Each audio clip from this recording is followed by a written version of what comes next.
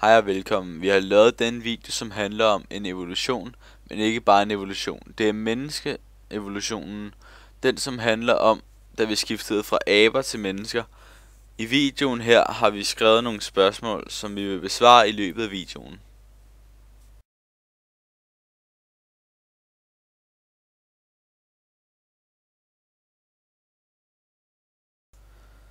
Hvordan så vi ud som aber? Altså, vi startede jo med at ligne en helt normal abe som den her. Men som tiderne skiftede, så begyndte vi at forandre os, og vi begyndte at ligne mennesker mere og aber mindre, som for eksempel på det her billede. Selvfølgelig kan vi ikke være helt sikre på, hvordan vi ser ud, men forskere har en god idé om, at det er sådan her.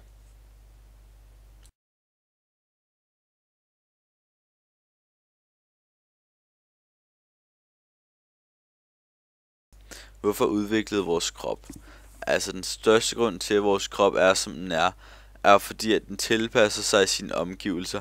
For eksempel så havde vi dengang som aber meget hår på kroppen. Det skyldes, fordi at vi levede udenfor i naturen.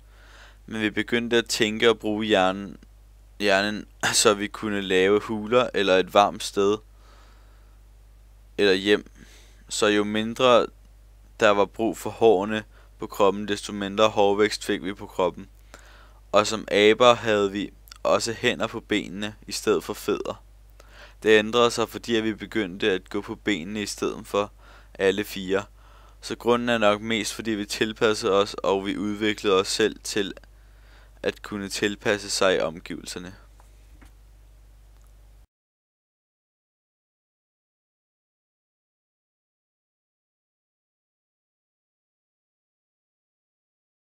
Stammer vi overhovedet fra aberne?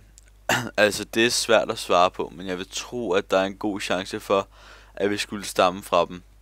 Men der er mange religiøse, som er imod, at forskere siger, at vi engang har været en speciel aberace, som har udviklet sig til mennesker.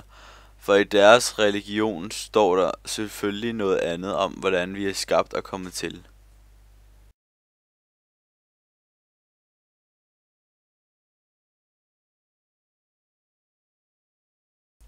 Hvad var vi, inden vi blev til mennesker?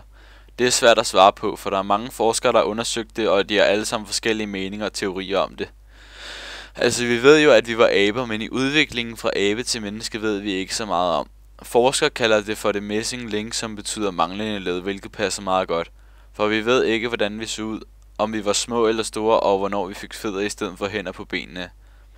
Men de fleste forskere vil ikke nævne det missing link i menneskernes udvikling, for det har også noget at gøre med alle andre væseners udvikling.